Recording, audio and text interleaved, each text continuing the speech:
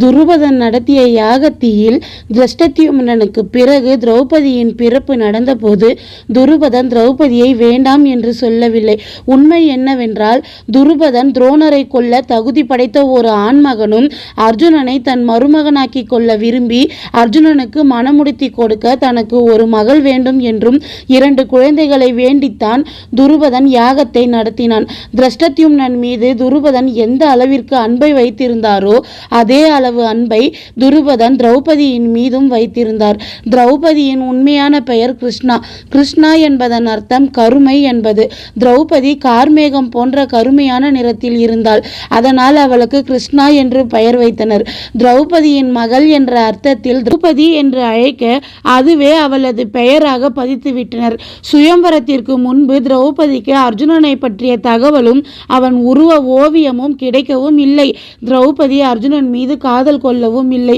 திரௌபதி தன் தோழிகளுடன் சிவாலயம் சென்று கொண்டிருந்த போது தனக்கு கணவனாக வரப்போகிறவனுக்கு சில சிறப்பு தன்மைகள் இருக்க வேண்டும் என்று தன் ஆசைகளை பற்றி தன் தோழிகளிடம் பேசிக் கொண்டிருந்தாள். அதை அருகிலிருந்து கேட்டுக்கொண்டிருந்த துறவி ஒருவர், நீ கேட்கும் அனைத்து குணங்களும் அங்கதேசத்தின் மன்னனிடம் மட்டும்தான் ஒருங்கே ஒன்று சேர்ந்துள்ளது மகளே என்றார்.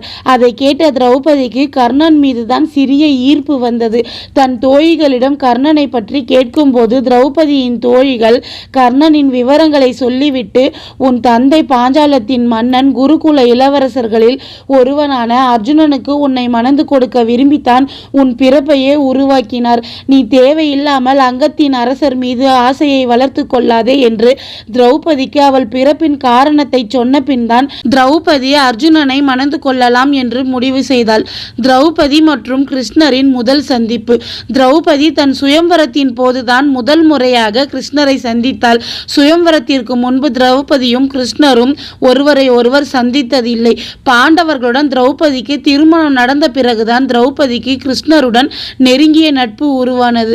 கிருஷ்ணருடன் மட்டும் இல்லை, கிருஷ்ணரின் 3வது மனைவியான சத்யபாமாவுடன் கூட திரௌபதிக்கு நல்ல நெருக்கமான உறவு இருந்தது. திரௌபதி சுயம்வரத்தில் கர்ணனை வேண்டாம் என்று சொன்னது.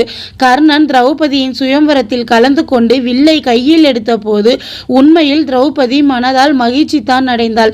அந்த சமயத்தில் கர்ணனை வேண்டாம் என்று புறக்கணிப்பதுதான் உன் தந்தையின் கௌரவத்திற்கு நல்லது. உன் தந்தை உன்னை அர்ஜுனனுக்கு மணமுடிக்க விரும்பித்தான் உன் பிறப்பையே ஏற்படுத்தினார்.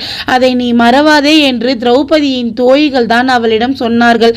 தன் பிறப்பின் காரணம் அர்ஜுனனின் மனைவியாக வேண்டும் என்பதுதான் என்று நினைத்ததால் தான் திரௌபதி கர்ணனை சூதபுத்திரனை கணவனாக ஏற்றுக்கொள்ள மாட்டேன் என்று சொன்னாள். திரௌபதியிடம் கர்ணனை மணந்து கொள்ள வேண்டாம், அவனை புறக்கணிக்குமாறு சொன்னது கிருஷ்ண பகவான் இல்லை, திரௌபதியின் தோழிகள் தான். பாண்டவர்களுடன் திரௌபதியின் திருமணம். குந்தி பாண்டவர்கள் 5வரையும் அர்ஜுனன் கொண்டு வந்ததை பங்கிட்டு கொள்ளுங்கள் என்று சொன்னதும் பாண்டவர்கள் 5வரும் திரௌபதியை மணந்து கொள்ள தயாராகினர். அதற்கு எதிர்ப்பு தெரிவித்தது திரௌபதி மட்டும்தான். பாண்டவர்களில் யாரும் வேண்டாம் என்று எதிர்ப்பு தெரிவிக்கவில்லை. முதலில் திரௌபதி சம்மதம் தெரிவிக்கவில்லை. குந்தியும் யுதிஷ்டிரும் சேர்ந்துதான் திரௌபதியை பாண்டவர்கள் 5வரையும் சேர்ந்து மணந்து கொள்ள சம்மதிக்க வைத்தனர். பாண்டவர்களை நல்லவர்களாக காட்ட மகாபாரத நாடகங்களில் யுதிஷ்டிரன் அர்ஜுனனை தவிர்த்து மற்ற 4வரும் சந்நியாசம் ஏற்றுக்கொள்கிறோம் என்று சொன்னது போல் காட்டினர். ஆனால் உண்மையில் யுதிஷ்டிரன் தான் திரௌபதியை வற்புறுத்தி திருமணத்திற்கு சம்மதிக்க வைத்தது. திரௌபதியின் திருமண நிபந்தனைகள். தன் அறைக்கு ஏகாந்த நேரத்தில் தன்னுடன் வாழ்பவர் மட்டும்தான் வர வேண்டும்.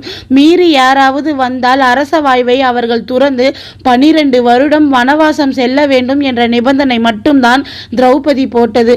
பாண்டவர்களின் மற்ற மனைவிகள் தனது அரண்மனைக்கு வரக்கூடாது என்றெல்லாம் எந்த நிபந்தனையும் திரௌபதி போடவில்லை.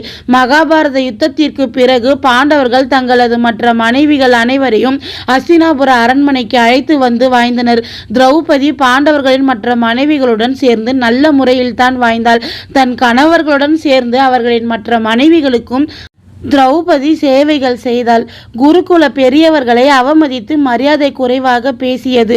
துகிலுரிப்பு நடந்து முடிந்த பிறகு திரௌபதி குருகுலத்தைச் சேர்ந்த பெரியவர்கள் யாருக்கும் சாபம் அளிக்கவில்லை.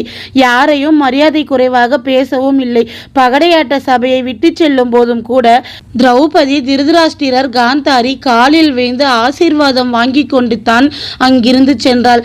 தனக்கு அவ்வளவு பெரிய அநியாயம் நடந்தும் தன் குடும்ப பெரியவர்கள் தனக்கு தனக்காக குரல் கொடுத்து தடுக்காத போதிலும் திரௌபதி ஒரு மருமகளாக தன் குடும்ப பெரியவர்களுக்கான திருதராஷ்டிரருக்கு மரியாதையை கொடுத்துத்தான் பேசினாள். குருஷேத்திர யுத்தத்திற்கு பிறகு திருதராஷ்டிரரையும் காந்தாரியையும் முழு மனதுடன் மன்னித்து அவர்களை ஏற்றுக்கொண்டாள். திருதராஷ்டிரரும் காந்தாரியும் ராஜ வாழ்க்கையை துறந்து விதுரருடன் வனவாசம் செல்வதாக முடிவு செய்த போது அவர்களை வனவாசம் செல்ல வேண்டாம் என்று முதலில் அவர்களை தடுக்க முயன்றது திரௌபதி மட்டும்தான். வனவாசத்தில் இருந்த சமயத்தில் துச்சலாவின் கணவன் ஜெயத்ரதன் திரௌபதியை காம எண்ணத்துடன் கடத்தி சென்ற போதும் அர்ஜுனனால் ஜெயத்ரதனிடம் இருந்து திரௌபதி காப்பாற்றப்பட்ட பிறகு திரௌபதி தன் நாத்தனார் துச்சலாவின் வாழ்க்கைக்காக ஜெயத்ரதனை மன்னித்து விட்டாள். அஞ்ஞானவாசத்தின் போது யுதிஷ்டிரன் கண் எதிரில் கீச்சகன் காம எண்ணத்துடன் பல முறை திரௌபதியை தீண்டிய போது திரௌபதி பல சமயங்களில் மனதால் காயமடைந்தாள். யுதிஷ்டிரன் அவளை காப்பாற்ற எந்த முயற்சியும் செய்யாமல் தன் நிலையை தக்க வைத்துக் கொள்வதற்காக அமைதியாக இருந்தான். அப்படி இருந்தும் திரௌபதி தன் கணவனை எந்த குறையும் சொல்லாமல் தன் மனைவி தர்மத்தை காப்பாற்றினாள். யுத்தம் முடிந்த பிறகு நடு இரவில் அஸ்வத்தாமனால் திரௌபதியின் மகன்கள் கொல்லப்பட்ட போது அஸ்வத்தாமனை கொல்ல துடித்தாள் திரௌபதி. கிருஷ்ணரின் சொல்லை கேட்டு தன்னைத்தானே சமாதானம் செய்து கொண்டு அஸ்வத்தாமனின் பிரிங்கி கல்லை பறித்து வந்து தரும்படி பீமனிடம் கேட்டாள். திரௌபதி பாண்டவர்களுக்காக பல தியாகங்களை செய்துள்ளாள். இது போல சுவாரஸ்யமான தகவலை தெரிஞ்சுக்கணும்னு ஆசைப்பட்டீங்கன்னா என்னோட சேனலை சப்ஸ்கிரைப் பண்ணுங்க ஃப்ரெண்ட்ஸ்.